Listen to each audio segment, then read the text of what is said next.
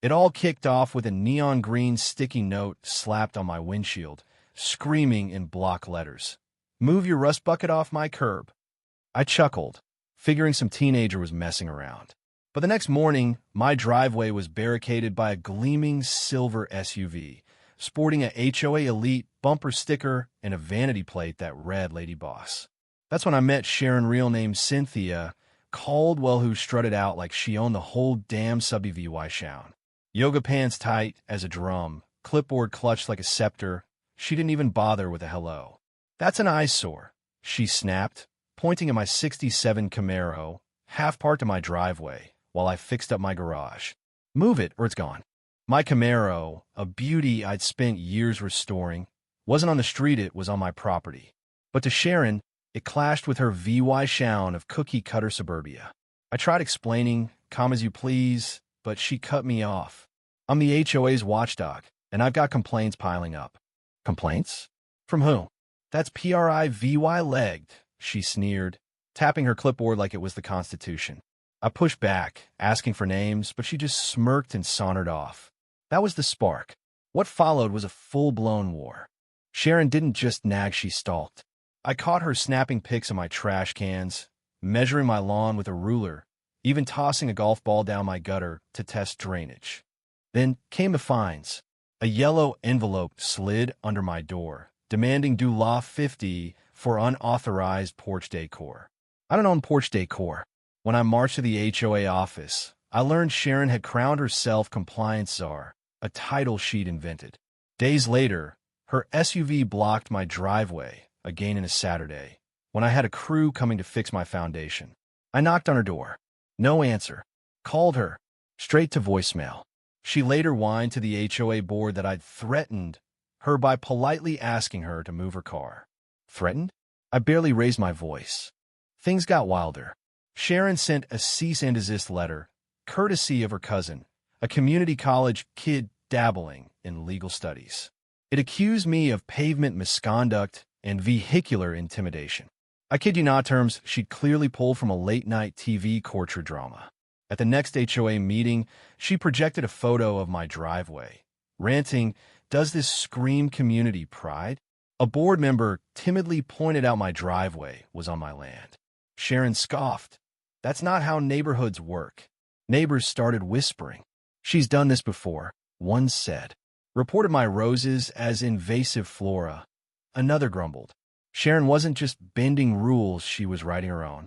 Flyers appeared at the mailbox, demanding 48-hour driveway parking permits, printed on fake HOA letterhead she'd whipped up online. I caught her at 5 a.m., flashlight in hand, inspecting my driveway for light pollution. The woman was relentless, and she crossed a line. One morning, her SUV wasn't just blocking my driveway, it was parked diagonally, flanked by orange cones and a sign reading "Temporary Aesthetic Zone." Aesthetic Zone? She claimed it was for a block beautification task force she'd just made up. I called a tow truck, but Sharon beat me to it, dialing the cops. When the officer arrived, she declared her parking was for community spirit. The cop, barely hiding his smirk, muttered, "Lady, really?" That was my breaking point. No more playing nice.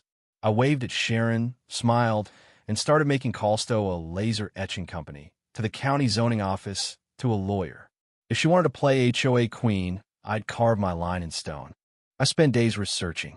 Turns out, etching your own concrete is legal if it's on your property and safe. I filed a due law 35 permit, sketched my design, and hired Jake, a grizzled contractor whose truck read stone we own. Jake heard my plan and grinned. Bold and petty. I like it. We chalked out the words at my driveway's edge: private property. Do not block. Trespassers recorded. Below, in smaller script, the noti or curbshuren. The laser hummed for hours, Jake sipping black coffee while neighbors gawked. One guy in flip-flops fist bumped me, whispering, "Freaking epic." Sharon lost it. She stormed out, shrieking, "This is vandalism," as if I'd spray-painted her tulips. "It's my property," I said, cool as ice. "Check the ordinances." She called the etching hostile and screaming aloud. "It's literally carved in stone." "You can't shout in concrete," she yelled, stomping like a kid denied dessert. I leaned in and said, If it's forever, maybe stop parking here. Her face went purple. She filed an HOA complaint, claiming unauthorized stone speech. But the board, sick of her nonsense, ignored it. Then she tried sabotage, caught on my Ring camera dumping powdered sugar on the etching at dawn. Cleansing the VYB, she told the cop, who just sighed. The footage went VYRAL. Kids on bikes started reading the etching aloud, one filming a TikTok with fake tears and the Know Your Curbshiren hashtag. Sharon's meltdown was now a neighborhood spectacle. But she didn't quit. She taped flyers to lampposts. Aggressive signage destroys unity. So I doubled down, etching near the sidewalk. Be kind. Don't block. Jake gave me a discount, calling it revenge loyalty pricing. Then a neighbor, Tom, warned me Sharon was spreading lies, claiming I was installing electrified gates. She'd emailed the block, titled Urgent, Property Decency Crisis, with mock-ups of approved car colors and a proposed HOA-style patrol. This wasn't about me anymore. She wanted the whole neighborhood under her thumb. I fought back quietly, gathering dirt. Sharon had built an unpermitted deck, planted bamboo, and used HOA funds for a $200 monthly design app subscription. I filed an anonymous zoning complaint. Days later, an inspector showed up, clipboard in hand. Sharon tried to block him, demanding his credentials. He deadpanned, "Ma'am, I saw the credentials." He measured her deck, snapped pics of her peeling fence, and issued 6 violations. Sharon called an emergency meeting, begging neighbors to sign a petition against hostile landscaping. Only her cousin and a confused potluck lady signed. The HOA board, fed up, posted a notice. No rule banned driveway etchings, and residents should respect boundaries. I was untouchable. Sharon went nuclear, submitting a 600-word rant to the local paper, comparing my etching to anarchy in cement. It got rejected, but a leaked copy sparked online mockery. Her SUV got photoshopped with curb menace stickers. Meanwhile, my driveway became a tourist trap. People snapped selfies. One guy on a scooter saluted me. I filed a motion, backed by 15 neighbors, to oust Sharon from the HOA for misconduct. The vote was set, and I power washed my etching until it gleamed like a battle scar. The night before the vote, Sharon emailed everyone, "Stand with me or embrace chaos," with a PowerPoint titled, "Why Fonts Kill." At the meeting, she paced outside, blaring through a karaoke mic, "Order or ruin."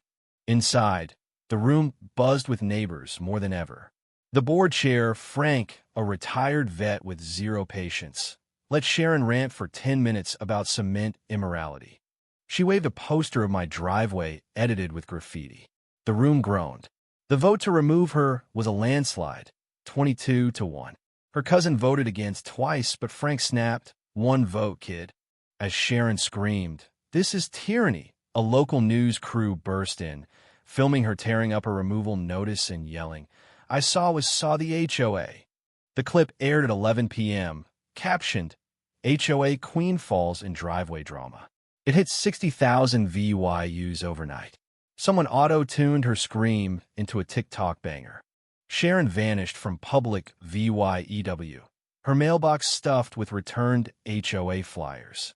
The board reversed her bans on garden gnomes and holiday lights. But then we found her real crime. She'd siphoned HOA funds for personal snacks and a fancy printer. Frank reported her to the state, triggering an ethics probe. Her past caught up, she'd been kicked out of another HOA years ago for similar stunts. The state banned her from HOA roles for life.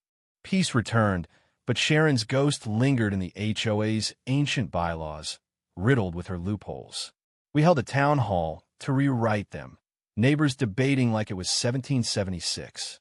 We axed rules like no overly joyful lawn ornaments and added transparency clauses. A teen, Mia, built a website tracking days since last Sharon meltdown. We unveiled a sign at the entrance, "Welcome to Pine Hollow, where etchings endure and clipboards crumble."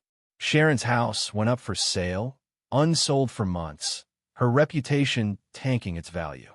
A young couple finally bought it, planting giant gnomes with the Know Your Curbshiren mugs. At their move-in party, they toasted my driveway, saying, "You turned stone into a legend."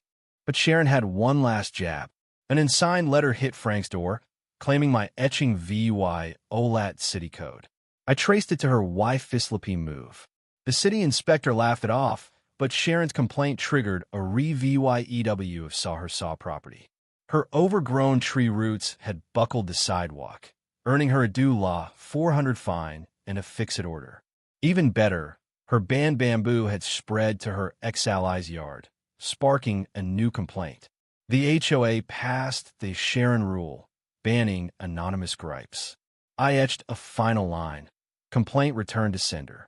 Neighbors cheered. The inspector high-fived me. Sharon moved out at